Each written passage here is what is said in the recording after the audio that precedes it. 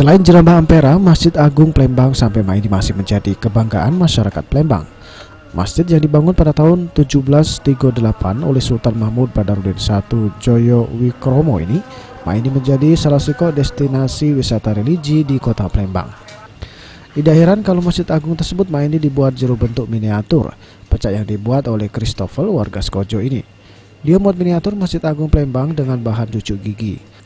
Alasannya memakai bahan cucuk gigi karena mudah didapat dan juga unik. Dia juga pengen membuktikan kalau benda apapun kalau diinjak inovasi pacak jadi barang yang berego.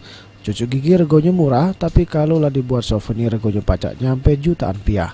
Dia ngaku miniatur Masjid Agung ini tidak nak dijual, tapi untuk dipajang dewek di rumahnya.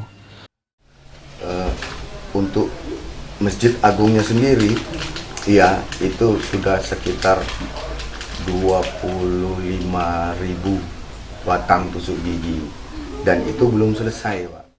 Wibisono, PAL TV.